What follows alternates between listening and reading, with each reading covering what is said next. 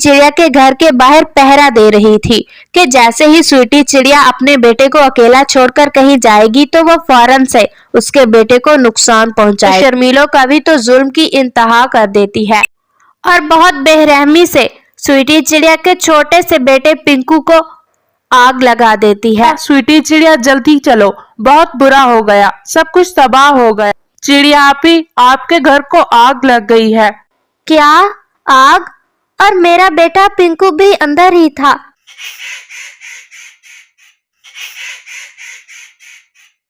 पिंकू, चलो जल्दी से नीचे उतर जाओ, अब तुम बड़े हो गए हो। मेरे कंधों पर तो ऐसे बैठे हो जैसे तुम बहुत छोटे से बेबी हो। मम्मा, कहाँ बड़ा हो गया हूँ? ये देखे, मैं तो अभी छोटा ही हूँ ना। आप तो मुझसे बहुत बड़ी हैं और मैं तो आपसे छोटा लग रहा हूँ ना। मेरे प्यारे से बेटे, मेरे जिगर के टुकड़े, मैं तो हमेशा यही चाहती हूँ कि तुम छोटे ही रहो। प्यारे दोस्तों, क्या आपने मुझे सब्सक्राइब कर लिया है? और घंटी के आइकन को दबाना बिल्कुल मत भूलिएगा। हमेशा मुझसे लाड प्यार करते रहो। लेकिन बेटा, पहले तुम ज्यादा छोटे थे, फिर थोड़े से बड़े हुए और फिर जवान हो जाओगे। और जब तुम जवान हो जाओगे तो मैं तुम्हारी शादी कर दूंगी। बेटा, जब मैं तुम्हारी शादी कर दूं तो अपनी वाइफ के पीछे अपनी माँ को मत भूल जाना। नहीं मम्मा, मैं शादी नहीं करूँगा। मैं हमेशा अपनी मम्मा के साथ रहूँगा। और स्वीटी चिड़िया अपने बेटे पिंकू के साथ ऐसे बातें कर रही थी। वो दोनों नदी पर पानी पीने आए और पानी पीकर ऐसे ही बैठकर बातें करने लगे। और ऐसे ही शाम हो जाती है। फिर स्वीटी चिड़िया और उसका बेटा पिंकू अपने घर की तरफ चले जाते हैं। मम्मा, आज कोई स्टोरी सुनाए ना। बेटा पिंकू, आज मैं बहुत थकी हुई हूँ, आज मैं तुम्हें कोई भी स्टोरी नहीं सुना सकती। मम्मा, कल सुनाएंगी ना, पक्का प्रॉमिस? हाँ बेटा, पक्का प्रॉमिस। और फिर वो दोनों सो जाते हैं। मम्मा मैं पानी पीने चला जाऊँ? हाँ बेटा जाओ, लेकिन जल्दी आ जाना, मेरा तुम्हारे बगैर जी नहीं लगता ज्यादा देर। ठीक है मम्मा, मैं जा रहा हूँ और जल्द ही लौट आऊंगा। और फिर शर्मीलो कवि का बेटा नदी से पानी पीने चला जाता है। अरे पिंकू, तुम यहाँ पर क्या कर रहे हो? मैं यहाँ से पानी पीने आया था और अब मैं जा रहा हूँ। अच्छा पिंकू, क्या तुम्हें पता है कि ये नदी कहाँ से आती है? हाँ, मुझे पता है। मेरी मम्मा ने मुझे बताया था कि ये नदी पहाड़ों की तरफ से आती है। पिंकू, जहाँ से ये नदी आती है ना, वहाँ पर बहुत बड़ी झील है। क्या हम वहाँ पर चले? नहीं, मैं नहीं जाऊँगा तुम्हारे साथ। क्यों पिंकू, तुम मेरे साथ कहीं क्यों नहीं जाते हो? क्योंकि मेरी मम्मा मुझे बोलती है कि कहीं भी कुक्कू के साथ मत जाना, क्योंकि तुम झूठ बोलते हो और जंगल में पक्षियों के घोंसलों से चोरियां भी करते हो।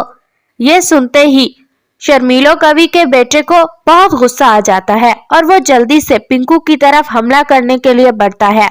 पिंकू पीछे हट जाता है और कुक्कू का सर पत्थर पे लग जाता है और उसके सर से खून बहने लगता है। तुमने मेरा सर फाड़ा है, मैं तुम्हें छोड़ूंगा नहीं। मैं अभी अपनी मम्मा को बताता हूँ जाकर। देखो भाई कुक्कू, मैंने तुम्हारा सर नहीं फाड़ा, तुम्हारा सर तो इस पत्थर से टकरा गया है।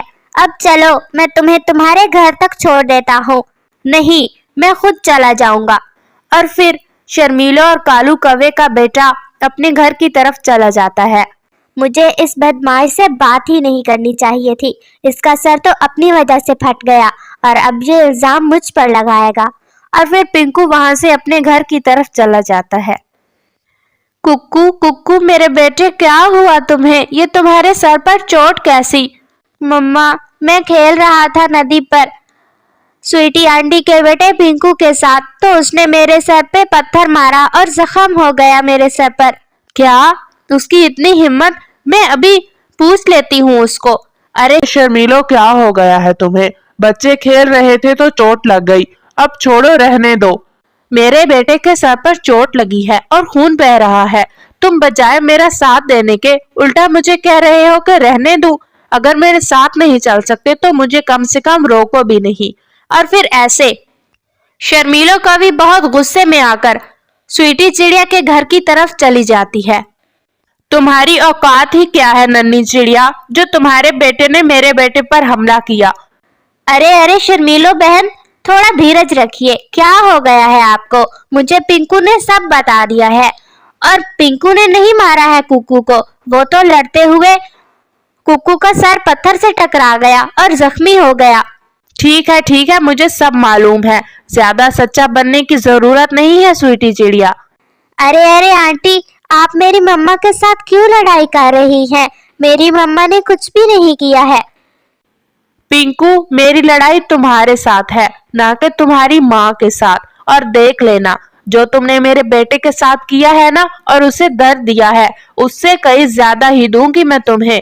और ऐसा कहते हुए शर्मीलो कवि वहां से चली जाती है। और ऐसे ही रात बहुत गहरी हो जाती है, लेकिन शर्मीलो कवि को नींद नहीं आ रही थी। कालू कौवा और उसका बेटा तो सो चुके थे, लेकिन शर्मीलो कवि को बस बदले की आग में बहुत ज्यादा गुस्सा और जलन महसूस हो रही थी। वो यही सोच रही थी कि कब वो कैसे स्वीटी चिड़िया के बेटे से अपने बेटे के दर्द का बदला ले। फिर क्या था, वो तरतीबें सोचने लगती है। और ऐसे ही सुबह हो जाती है। पिंकू बेटा, मैं जा रही हूँ, और हाँ, तुम घर में ही रहना। दाना लेकर बहुत जल्द वापस लौट आऊंगी। मम्मा प्लीज जल्दी आ जाइएगा, मैं आपका वेट करूंगा। ठीक है बेटा, अपना ख्याल रखना, और हाँ, घर से बाहर बिल्कुल मत जाना, मैं बस जल्दी ही लौट आऊंगी। और ऐसा कहते हुए स्वीटी चिड़िया वहां से चली जाती है। शर्मीलो कवि तो बस इसी इंतजार में थी कि कैसे उसे स्वीटी चिड़िया का बेटा कहीं अकेले मिलता है। वो तो स्वीटी चिड़िया के घर के बाहर पहरा दे रही थी कि जैसे ही स्वीटी चिड़िया अपने बेटे को अकेला छोड़कर कहीं जाएगी तो वो फौरन से उसके बेटे को नुकसान पहुंचाएगी।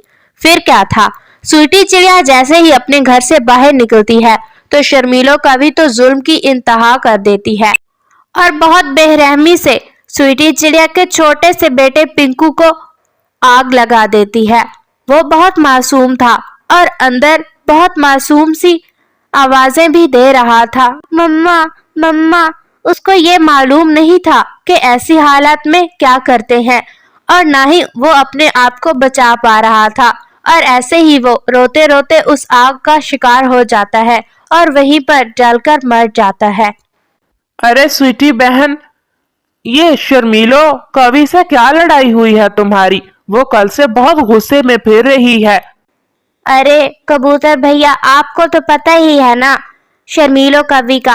वो दरअसल कल मेरे बेटे से पिंकू है ना, अभी स्वीटी चिड़िया ने ऐसे कहा ही था कि तोता बहुत तेजी से उड़ता हुआ स्वीटी चिड़िया के पास आता है। स्वीटी चिड़िया जल्दी चलो, बहुत बुरा हो गया, सब कुछ तबाह हो गया। क्या हुआ है तोते भैया, क्या हुआ है, बताइए ना। चिड़िया आपी, आपके घर को आग लग गई है। क्या आग? और मेरा बेटा पिंकू भी अंदर ही था, कहीं मेरे बेटे को कोई नुकसान न पहुंच गया हो। और स्वीटी चिड़िया बहुत ज्यादा परेशान हो जाती है और बहुत तेजी से उड़ते हुए अपने घर की तरफ जाती है। स्वीटी चिड़िया बहुत जोर से उड़ रही थी, अपना पूरा जोर लगा रही थी। बस वो यही चाहती थी कि वो जल्द से जल्द अपने घर पहुंच जाए। पिंकू पिंकू मेरे बेटे, कहाँ हो तुम? मुझे अगर ऐसा मालूम होता तो मैं तुम्हें अपने साथ ही ले जाती। ये क्या हो गया पिंकू मेरे बेटे? और इतनी ही देर में तोता और कबूतर भी आ जाते हैं। तोते भैया, जब आपने मेरे घर को आग लगे देखी तो क्या पिंकू को घोंसले से बाहर निकलते नहीं देखा आपने? नहीं स्वीटी आपी, मैंने तो सिर्फ धुआं देखा और आसपास भी कोई नहीं था, तो मैंने सोचा कि मैं जल्दी से आपको बता दूं। लेकिन अगर आसपास कोई नहीं था तो आग कैसे लग गई? और आग थी भी बहुत तेज चिड़िया आपी, तो इतनी तेज आग में वो मासूम कहाँ बच पाया होगा। पिंकू बेटा, प्लीज तुम वापस लौट आओ और मम्मा के कंधों पर बैठ जाओ। अब मैं तुम्हें कभी अपने कंधों से नीचे नहीं उतारूंगी। पिंकू मेरे बेटे। स्वीटी चिड़िया बहुत अच्छे से जान चुकी थी कि उसका बेटा अब इस दुनिया में नहीं रहा, लेकिन वो अपने दिल को तसल्ली देने के लिए बस यही कह रही थी कि शायद उसका बेटा अभी तक जिंदा है। और स्वीटी चिड़िया की ममता इस बात को मानने के लिए तैयार ही ना थी कि पिंकू अब इस दुनिया में नहीं रहा। ये सब शर्मीलो कवि ने किया है। उसने कहा था कि वो मेरे बेटे को बहुत ज्यादा दुख पहुंचाएगी, लेकिन मुझे क्या मालूम था कि वो जालिम तो मेरे बेटे को मार ही डालेगी।